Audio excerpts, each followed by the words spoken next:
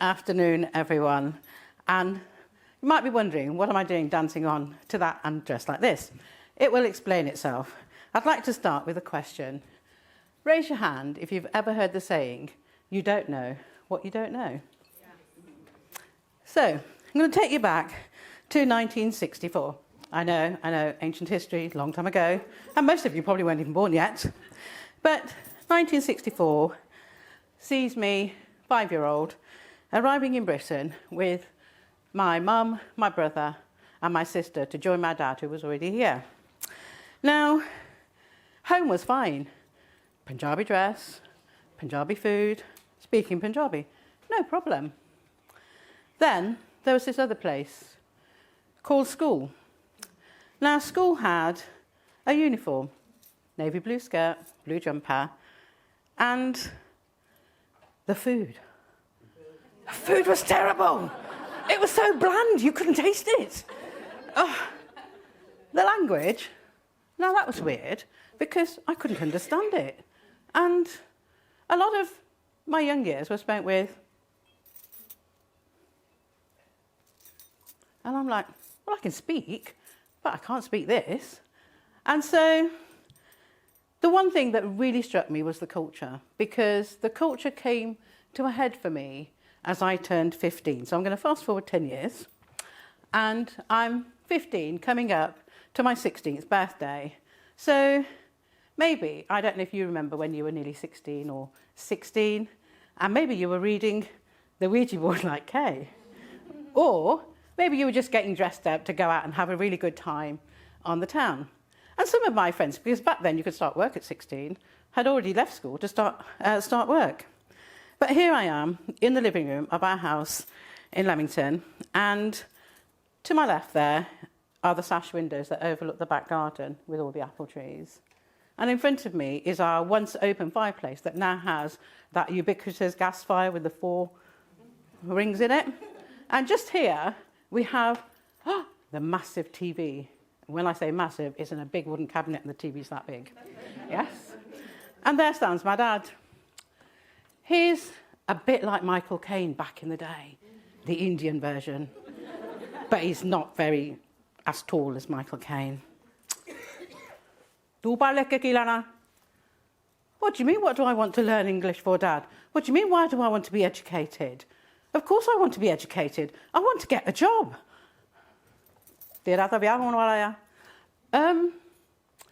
See, Dad, this thing about getting married, you know, I get it, because all my family had arranged marriages, and I always sort of knew that was going to happen. I just didn't think it was going to happen when I was 16. So, Dad, you know the cousin's just arrived and you've got to pay for her wedding. Well, why don't I go back to school and we'll talk about my marriage later? Have you ever had a time when somebody tried to persuade you that they knew what was better for you than you did, even though you desperately wanted to do something? Anyway, that's what happened to me, and I'm going to fast forward again 2 years, because I've now done my A-levels and my O-levels, and it's my last day of school. Sad day for me. Most of you are thinking, yes, finally finished, I can go and do what I want. But for me, school was my sanctuary from home, because it was such a different world. And so it was with very mixed feelings that I left on that final Friday. And I don't know if any of you have ever been offered a gift, I'd call it a bribe, to pass your exams. Maybe you were offered some money, or maybe you were asked if you'd like to go on holiday, or they even gave you some jewellery. Well, Saturday finds me in the car on the way to Heathrow. You're thinking, yay, she got a holiday. No. I got a little black and white photograph because I'm on the way to meet my future husband. So, give me an elbow if you've ever heard of speed dating. Who's ever been on a speed date? So I did the speed marriaging. Met him on the Saturday. 4 weeks later, I married him in a civil ceremony. Literally 4 weeks later, having only seen him for 1 hour. So you might be thinking, oh my God. And it was sort of like that, but the thing was that because Gurdwaras were not licensed for marriages in those days, we had to have a civil ceremony and then we had a religious one. Now, our civil ceremony took place, but because he'd come from India and he hadn't got any money, he had to go and do some work. So he went to live with his aunt. and I went back home.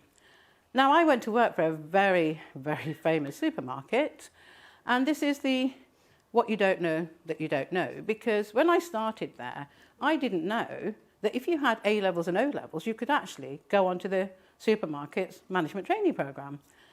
So, cue a year later, and I'm still working on the checkouts, and we get a new boss in. And he says, oh, quite surprised that I'm working the tills and I'm doing lots of other jobs around the supermarket. And he says, so, have you got any qualifications? I'm a little bit like, by qualifications, A levels, O levels. I said, yeah, on my, on my personnel file. Unknown to me, the personnel officer had removed them from my personnel file. So, needless to say, he investigated, found out, and my promotion came at the same time as it was decided that I would have my religious wedding. So the two things coinciding gave me the opportunity to move to Rugby, where we set up home. And so sort of after the quick speed marriaging and so on, I had my son 12 months after we moved. And 4 years after that, I had my beautiful daughter. Now, for most people, life couldn't really get any better because I had a home, I had a husband, I had a family, and we were also getting on in the community because I was teaching Asian women to drive. Well, I wasn't teaching them, I was helping them because they either didn't speak English or their husbands didn't want them to have a male instructor. And the thing I was doing that I really liked was I was working in my daughter's school. Who can remember the mum's army before teaching assistants came in? And you just went in and you sort of did what you were told and the teacher told you what to do. And I found I really loved that. And I thought, this is it. I found what I want to do. And then, age 29, you find me in the isolation unit of the hospital. And I can't move. I'm frozen in place in bed. And as I'm coming round, I can hear voices or sounds. And, by the way, I can't see without my glasses. But as I'm looking round, I see like a shape to my right. And somebody in white, so I'm assuming that's the doctor. But then I see a bit of red. Now, my husband's signature was a red turban, so I sort of try and tune in to that noise. And the doctor's words are, I'm really sorry, Mr. Singh. She's not going to make it. You need to call the family and tell them. So, hang on a minute. I'm not dying here today. I can hear you. Can't you? Hang on. Actually, it's just occurred to me. If I did die, maybe it's only Kay that can see me. That's going to be an issue, isn't it? Right, okay. So, but I did, after that massive operation, I realised, what I think most of us realise, is that time is not eternal, that you actually have to get out there and do what you want to do. And I really liked being in the classroom, so I desperately wanted to be a teacher. So those 4 months of thinking, how am I going to do this? What am I going to do? I actually applied to the local college. And this is where the education part of me was so grateful, because having done A-levels and O-levels, I only had to resit an A-level to go to university. So there followed 5 years of college and then university. And all that time, I'm still working, I'm still running a home, I'm still being a mum. And what's happened is, my husband's taken exception to this, and he wants me to work because he's not going to pay for me to go through university. So I'm still doing a part-time job. And then in 1995, yes, I've done it. I have a degree in teaching, and I'm now a qualified teacher. Yes. So,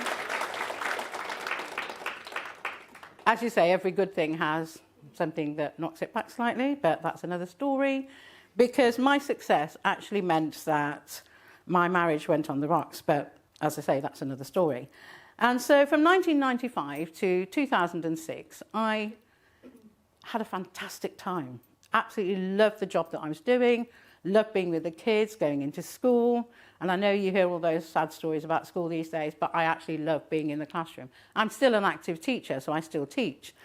But in 2006, you know when life's going too well and you think it's all bubbling along and you're doing everything that you want to do, and then there comes this fly in the ointment. Another knockback. The fly in the ointment in this case is my head teacher. And so you find me in my classroom in 2006. It's one of those schools where all the classrooms open out into a communal corridor. And I'm in my classroom standing as far back from this entrance as possible with my union rep, Chris. Now, Chris looks like Ernie Wise, for those of you who remember Morecambe and Wise, but he's a lot taller than Ernie Wise. And he's sort of looking at me very puzzled.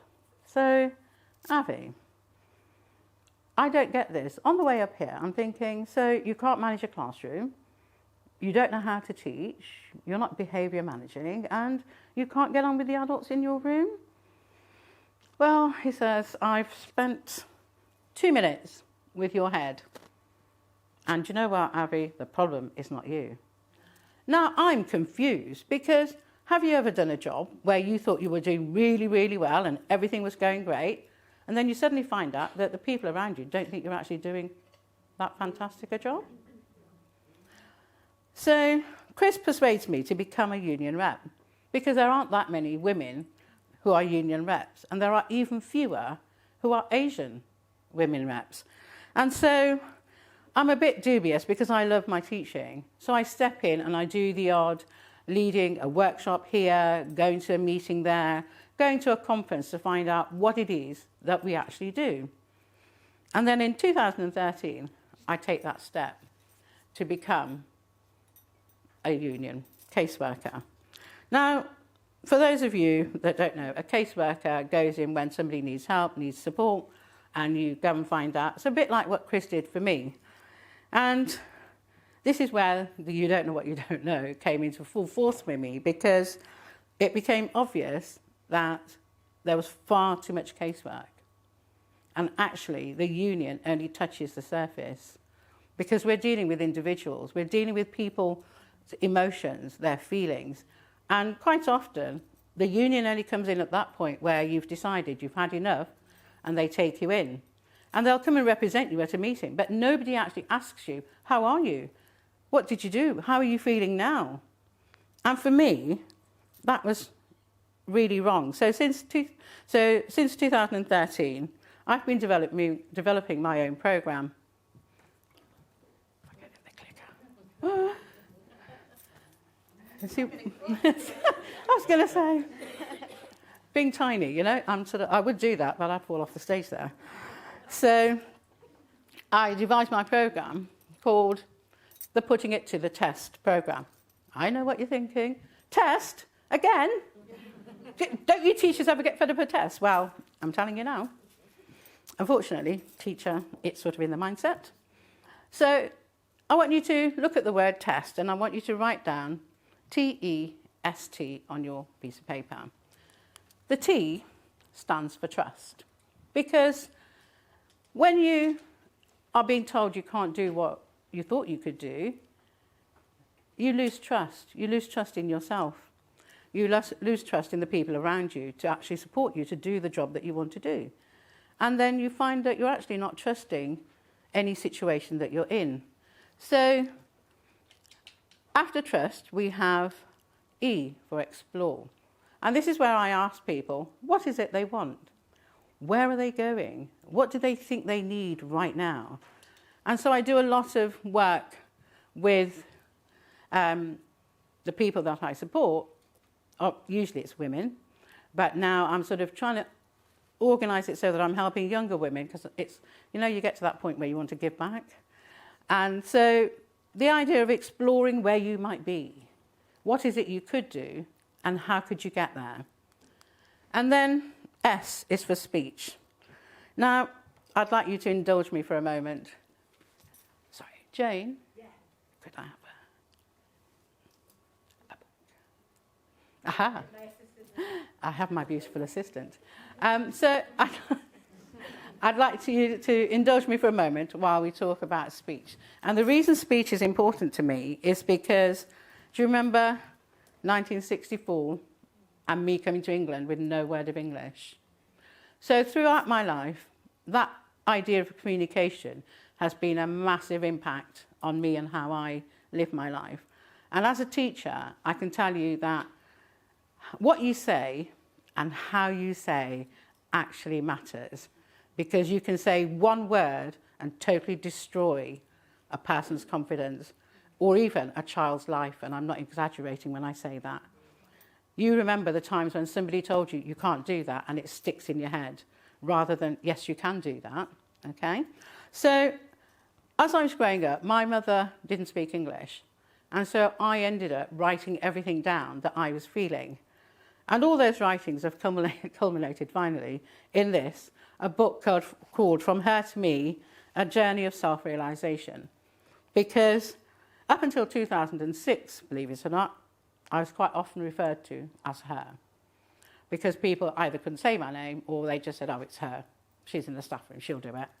And so as we look at speech, we then come to the final T, which is for transform. And I love nothing better than seeing all my teachers transform, all the people that I've helped, the young ladies that have come to me, that they actually blossom at the end because they suddenly know what they want to do. So if you want to know something that you didn't know, and you want to be who you want to be where you want to be how you want to be, then please come and have a chat with me. I'm at the back there. Thank you so much for listening.